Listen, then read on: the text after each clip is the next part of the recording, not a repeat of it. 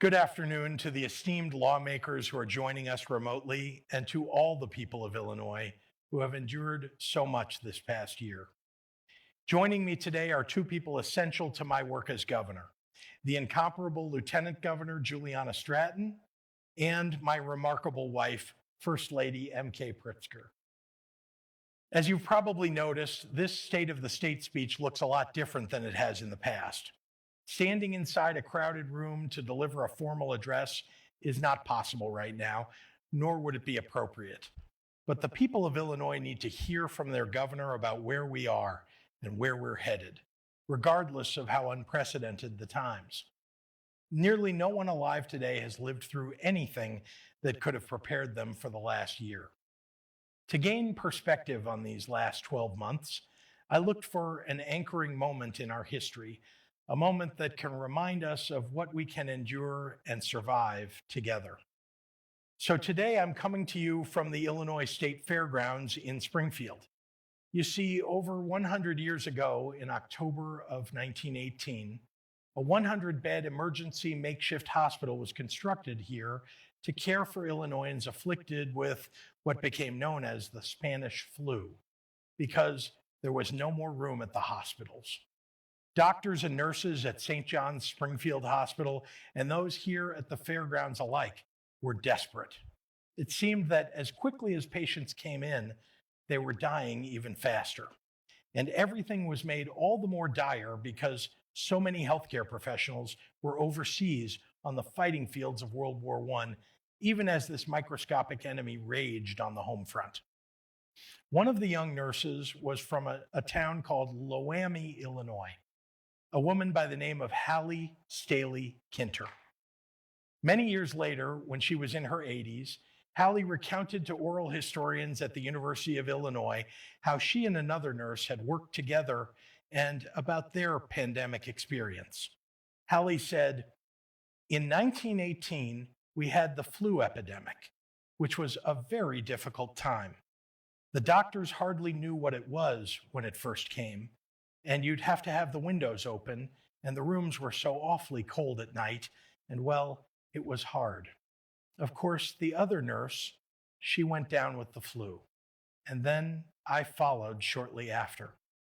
I made it through, but she died, and I always felt bad about that. She didn't make it, but I did." Last September, I hosted memorial services for those who've lost loved ones and friends in this current COVID pandemic. It was attended in person by a few of the family members of Illinoisans who had died of COVID so far, and tens of thousands tuned in to attend remotely.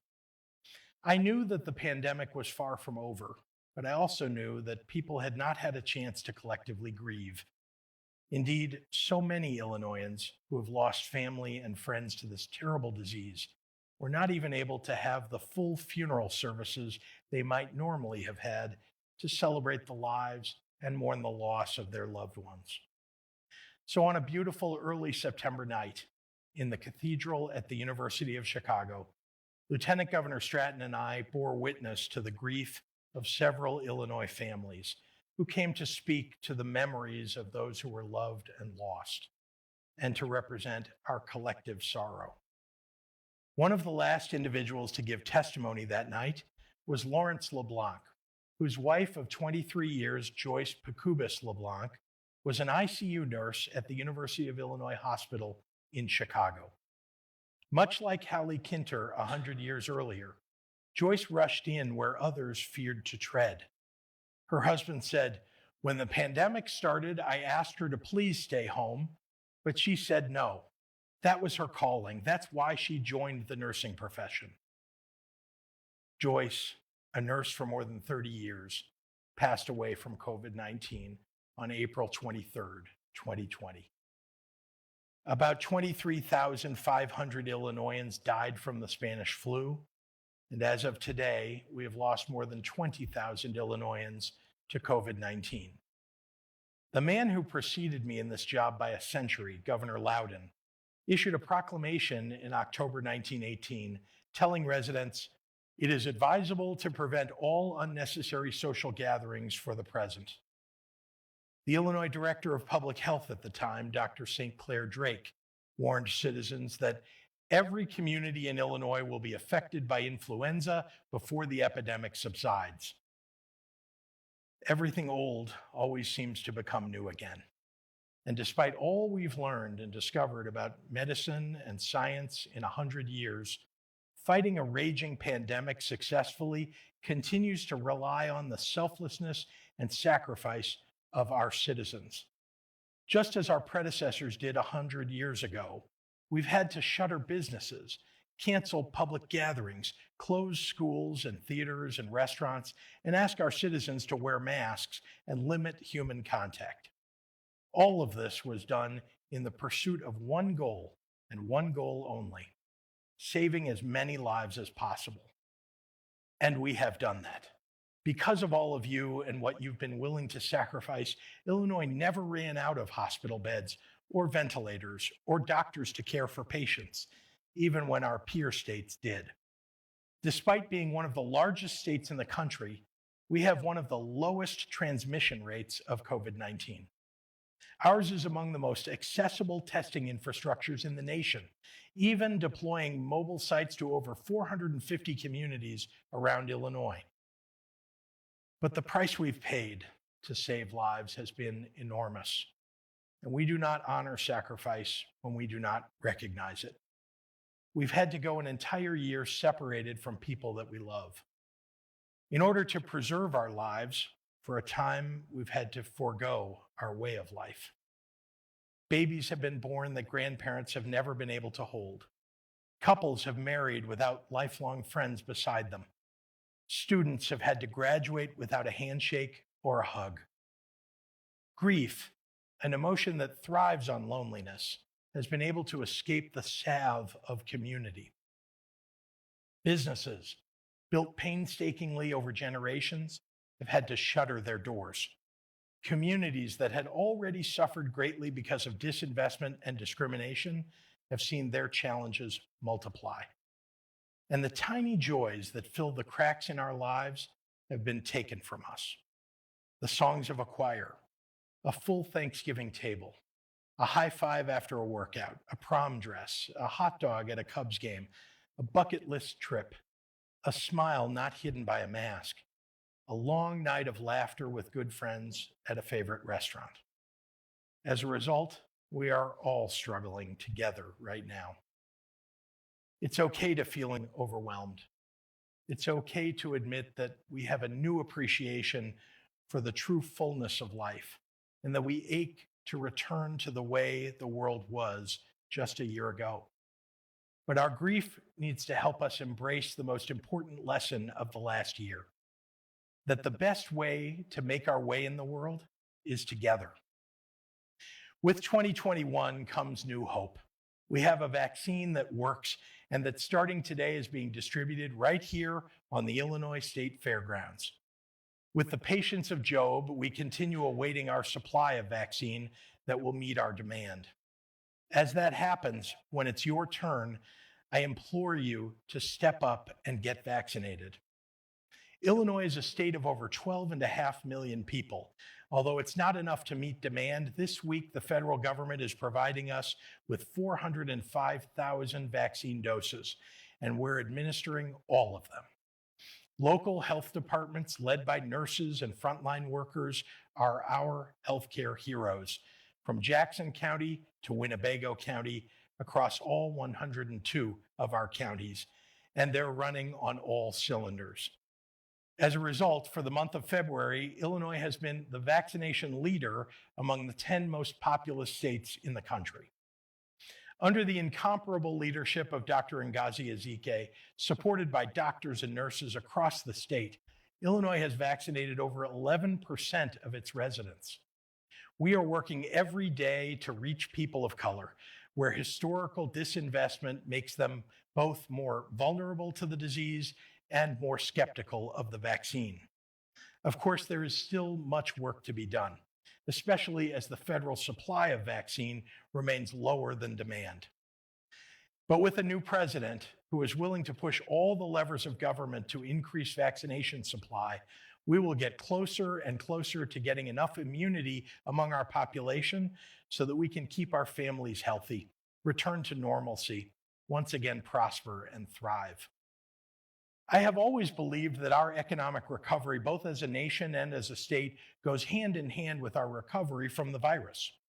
I certainly had no expectation when I became governor that we would spend all of this time battling an invisible enemy together. I had bolder plans for our state budget than what I'm going to present to you today.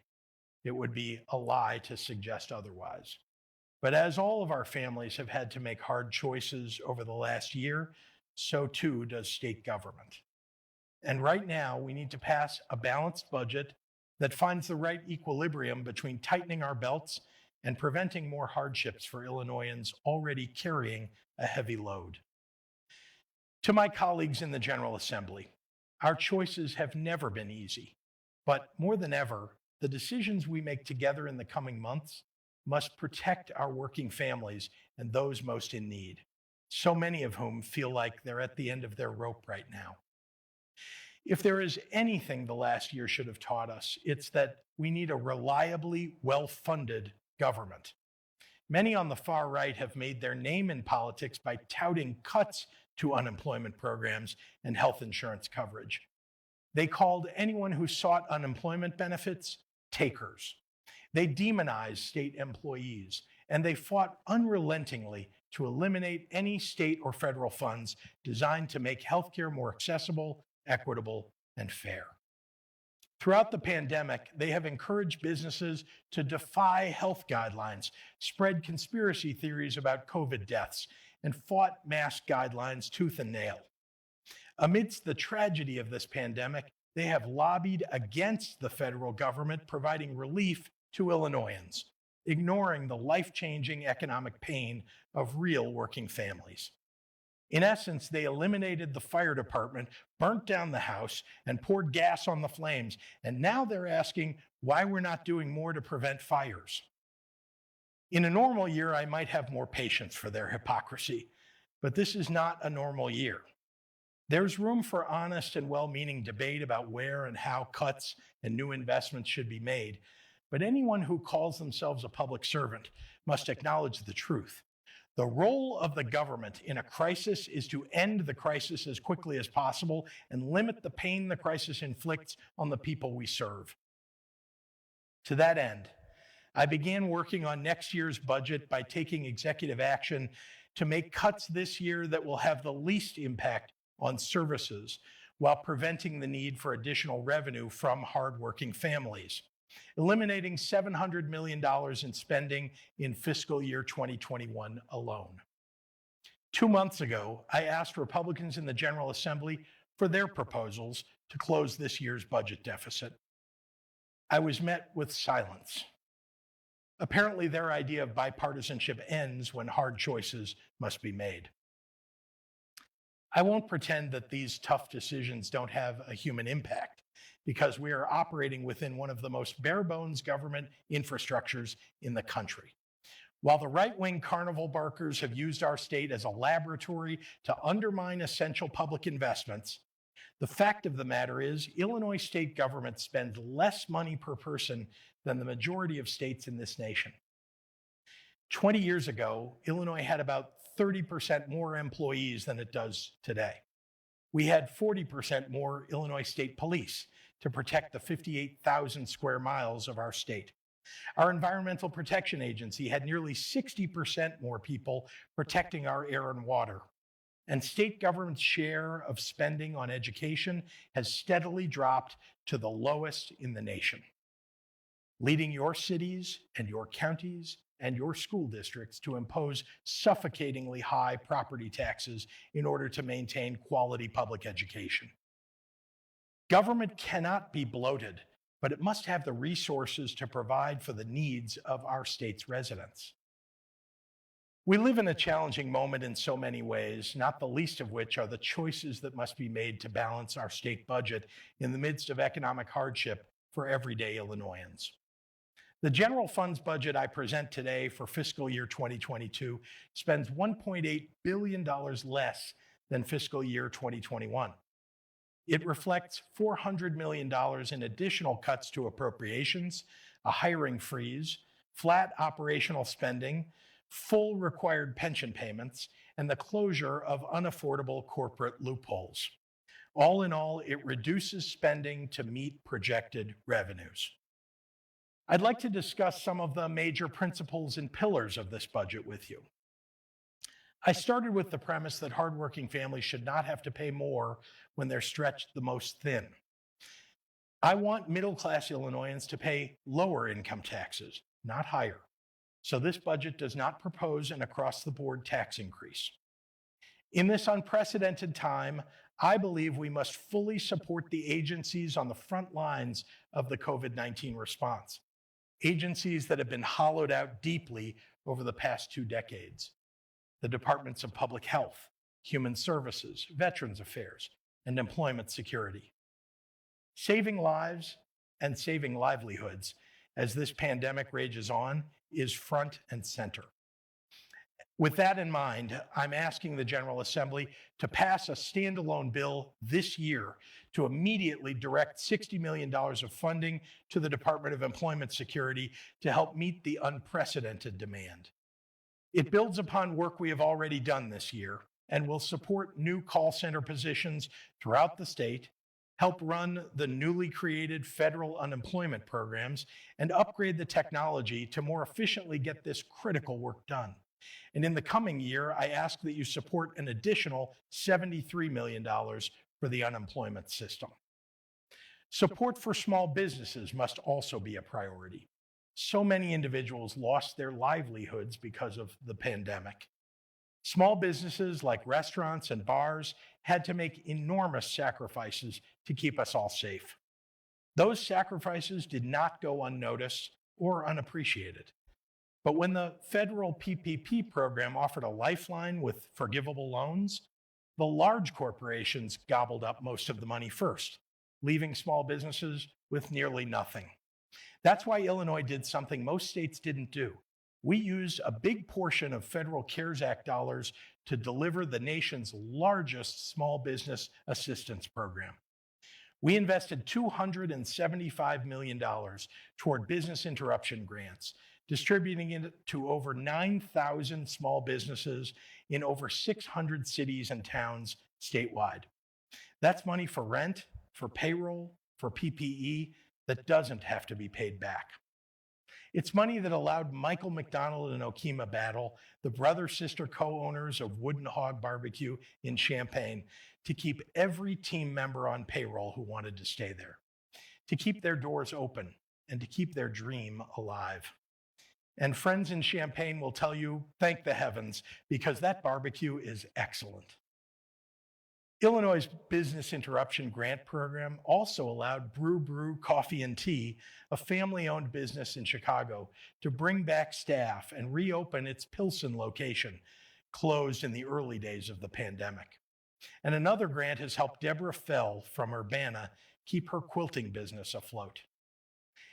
In a moment when 1/3 of small businesses across the nation are temporarily or permanently closed, Illinois' BIG program doesn't replace the need for more federal assistance, but it has given thousands of Illinois businesses a fighting chance. More than 80% of BIG program funds went to our smallest businesses.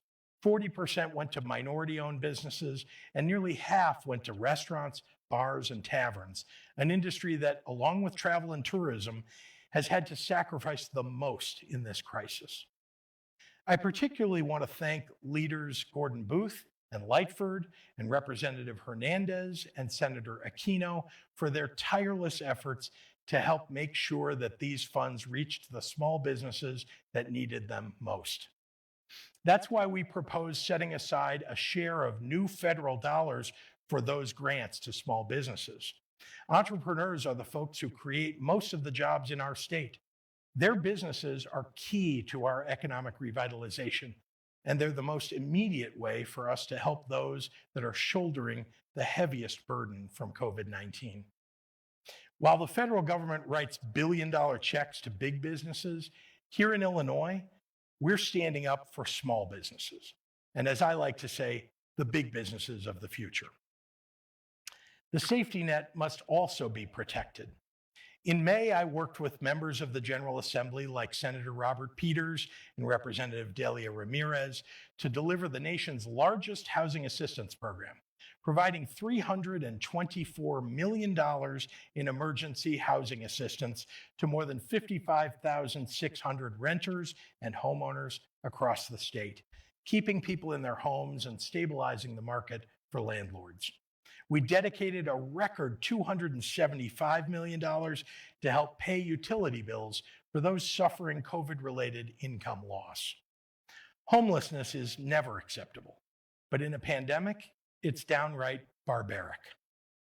And when the pandemic interrupted schools and senior care, we put food on the table of those who needed a helping hand, delivering over 10 million meals to our seniors at home and over 113 million meals to school-age children and their families.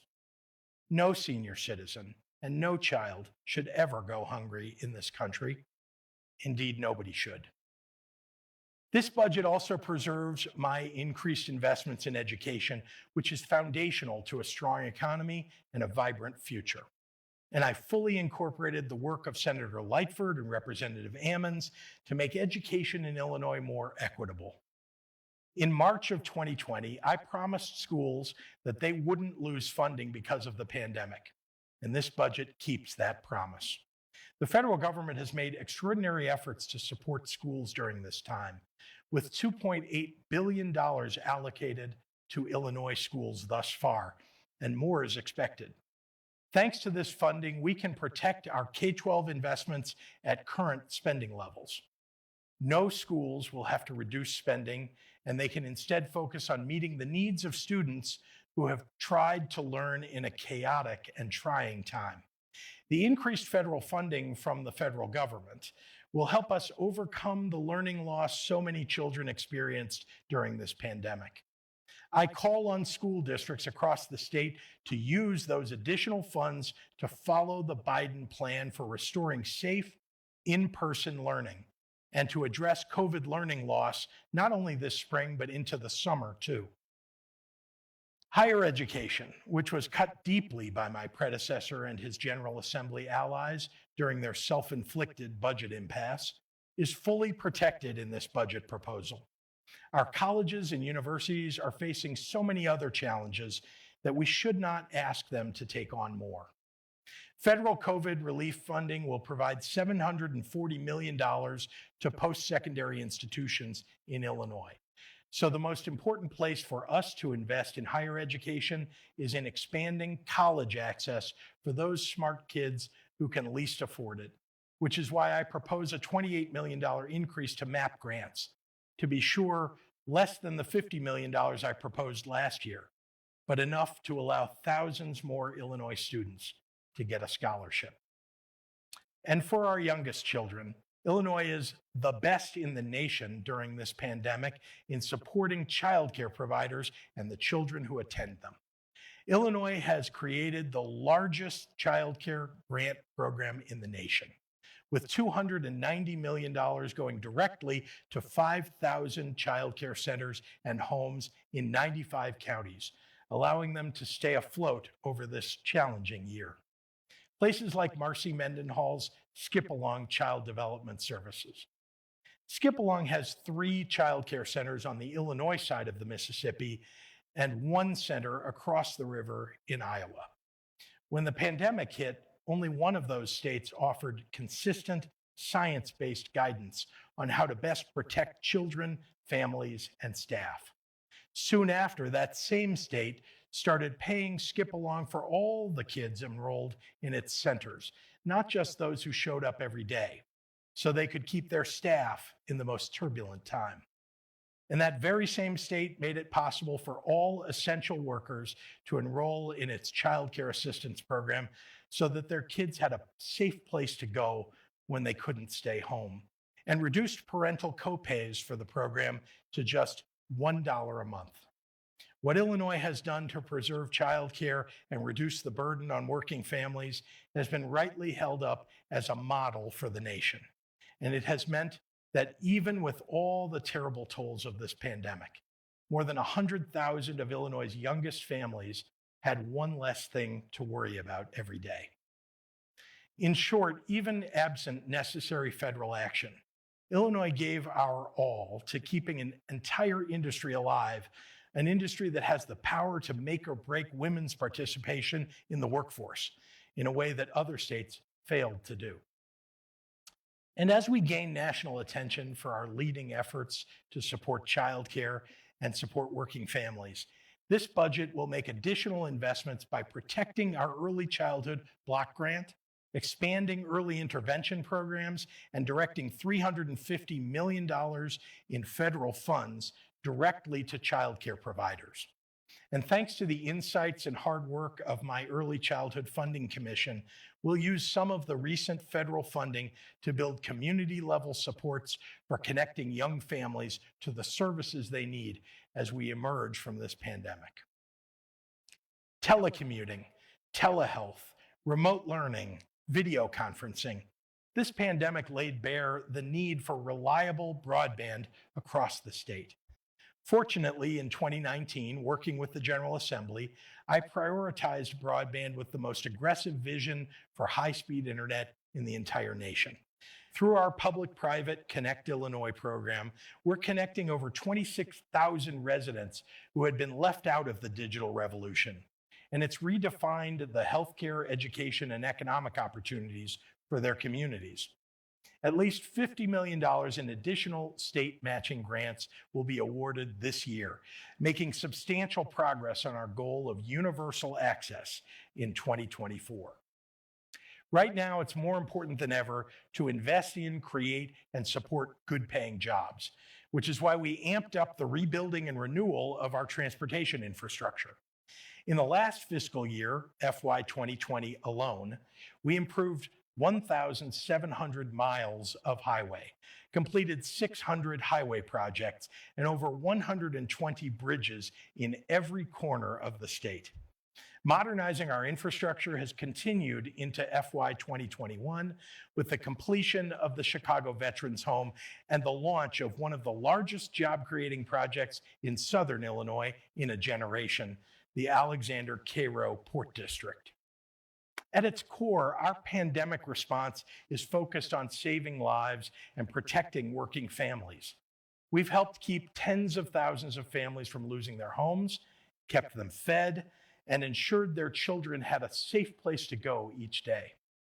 This pandemic isn't over yet, so that remains our guiding light for this fiscal 2022 budget proposal.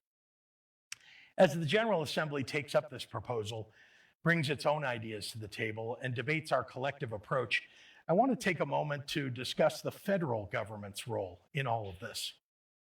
Every Illinoisan should hear this.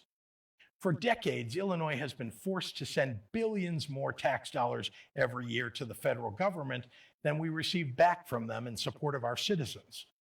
Federal spending is rigged against Illinois. We've been subsidizing public services for other states like Iowa, Kentucky, Indiana, and Missouri. You deserve better. I'm fighting for better. Congress must act decisively, and I urge every Illinoisan to add their voice to this demand. So far, not a single Republican congressman from Illinois has supported you getting back what you paid for. If not in a national crisis, when will they stand up for us? Now is the time. Let's be clear, congressional action will help us today, but it won't solve Illinois' remaining fiscal challenges.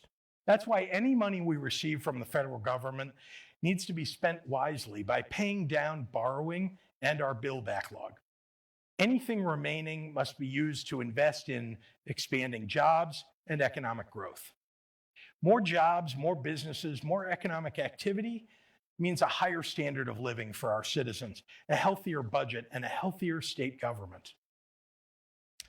This will be one of the most challenging budgets this government has ever had to craft, but I know there are willing partners in the General Assembly. In addition to the Budget Committee, I've spoken with members and committee chairs of the General Assembly and incorporated their ideas like cutting corporate loopholes that force the middle class to pay more. Compromise, hard work, and a willingness to make tough decisions is going to be required of all of us. I enter the process of negotiation with an open mind. I have only one hard and fast rule. We aren't going to treat people who have been decimated by this pandemic as roadkill.